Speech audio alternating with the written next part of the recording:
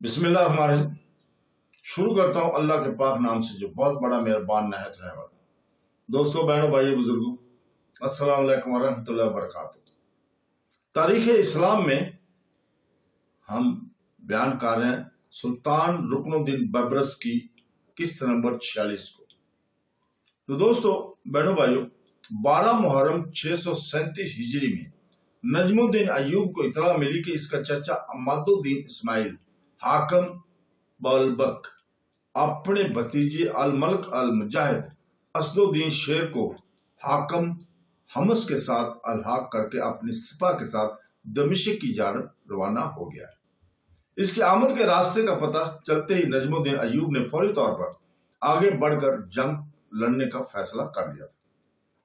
اپنے لشکر کے ساتھ وہ 16 محرم 637 ہجری کو بصرہ سے نکلا اور 3 دن کی مسافت کے بعد نابلس کے مقام پر پہنچ گیا۔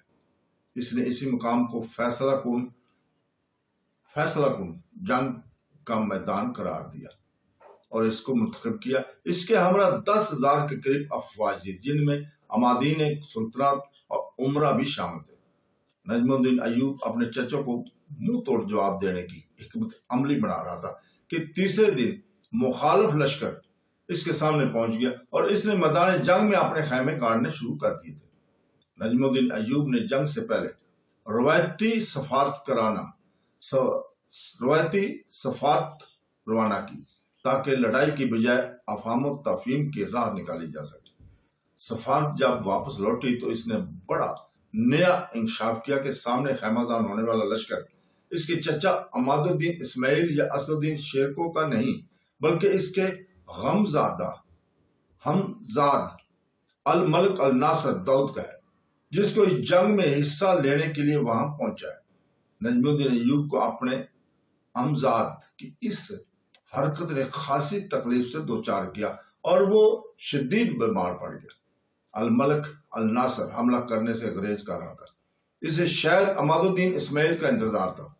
دن گزرتے گئے، یہاں تک کہ پڑاؤ ڈالے ہوئے تقریباً 1 ماہ گزر گیا تھا۔ نجم الدین ایوب نے خود بھی حملہ آور ہونے سے گریز کیا۔ اس کے بعد ایک بیماری سے پیدا ہونے والی جسمانی کمزوری تھی، دوسرا وہ یہ نہیں چاہتا تھا کہ اپنے ہمزاد بھائی کو قیدی بنائے یا قتل کرے۔ 29 صفر 637 ہجری کو اچانک بیبرس نابلس پہنچا، وہاں اسی جگہ پر پہنچ گیا۔ وہ نجم الدین ایوب سے اجازت لے کر دمشق گیا ہوا تھا۔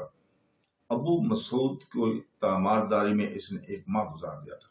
جب ابو مسعود مکمل طور پر صحت یاب ہو گیا تو اس نے بصرہ روانہ ہونے کا قصد کیا، مگر نجم الدین ایوب کے بارے میں جب معلوم ہوا کہ وہ نابلس میں خیمہ زن ہے تو وہ سیدھا وہاں چلا آیا۔ اس نے آتے ہی نجم الدین سے رازداری سے تنہائی میں ملاقات کی۔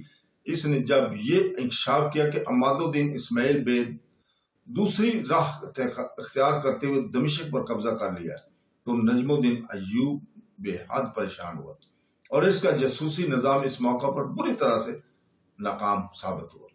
عماد الدین اسماعیل نے اسے غلط راہ پر لگا کر بغیر جنگ کیے دمشق پر قبضہ کر لیا تھا۔ نجم الدین ایوب کی جانب سے مقرر کی گئی دمشق کے گورنر کو موت کی گھاٹ اتار دیا گیا تھا۔ نجم الدین ایوب نے فوری طور پر دمشق روانہ ہونے کا فیصلہ کیا۔ اس نے چلنے سے پہلے اپنے باعتماد انتباہ اور عمادین کے ساتھ نئی صورتحال پر مشورہ کیا اور انہیں اپنے فیصلے سے آگاہ کیا اور سب فوری طور پر دمشق روانہ ہونے پر متفق تھے۔ اسی دوران نجم الدین ایوب کے لشکر کے ایک حریث اور خصلت امیر احمد رئیس تک عماد الدین اسماعیل کے ایک مخبر کی رسائی ہوگی۔ اس نے اعلیٰ عہدے اور ہزاروں درہم کی پیشکش کرتے ہوئے اسے اپنے دام فریب میں جکڑ لیا۔ اس امیر نے عین اس وقت جب لشکر چلنے کی تیاری کر رہا تھا دمشق پر قبضے کی اطلاع عام کر دی۔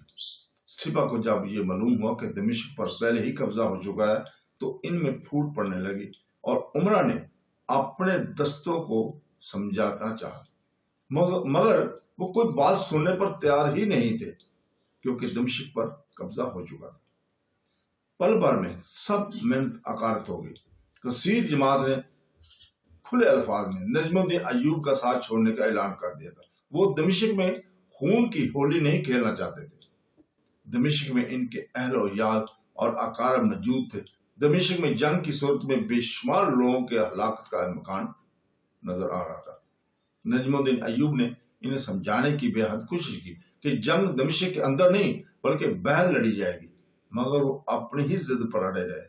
انہوں نے امیر احمد رائس کو اپنا سربراہ مقرر کیا اور عماد الدین اسماعیل کی حمایت میں نعرے بلند کرنا شروع کر دیے۔ نجم الدین ایوب کے حامی جماعت نے ان سے الجھنا چاہا تو اس نے بڑی مشکل سے انہیں روکا۔ نجم الدین ایوب اس عجیب و غریب حالت میں، اس صورتحال میں پھنس کر رہ گیا تھا۔ اسے اب حقیقتاً بلاد شرقیہ کی حکومت اپنے ہاتھوں سے نکلتی ہوئی دکھائی دے رہی تھی۔ 30 صفر 637 ہجری کو اس کے سپاہ کی 1/3 سے زیادہ تعداد نے اسے بے یار و مددگار چھوڑتے ہوئے دمشق کا قصد کیا۔ دمشق کو اس کی فوج روانہ ہوگی، یہاں میدان جنگ میں اس کو چھوڑ کر۔ نجم الدین ایوب اپنے خاص غلاموں، محافظوں اور اتباع کی جماعت کے ساتھ میدان جنگ میں تنہا رہ گیا تھا۔ بیبرس کو خصوصی طور پر ہدایت کی گئی تھی کہ وہ کسی محفوظ مقام کی جانب نکلنے کا راستہ ہموار کرے۔ افواج کی بغاوت اور واپسی کی اطلاع الملک الناصر داؤد تک بھی پہنچ گئی تھی۔ اس نے فوری طور پر آگے بڑھ کر نجم الدین ایوب اور اس کے حلیف جماعت کے خیموں کو چاروں طرف سے گھیر لیا تاکہ وہ کسی جانب سے فرار نہ ہو سکے۔ تو دوستو، اس جگہ پہ ہم رکتے ہیں۔ کل انشاءاللہ تعالی ہم آپ کے سامنے دوبارہ حاضر ہوں گے نئی قسط کے ساتھ۔ دوستو، کل تک کے لیے اجازت۔ اللہ حافظ۔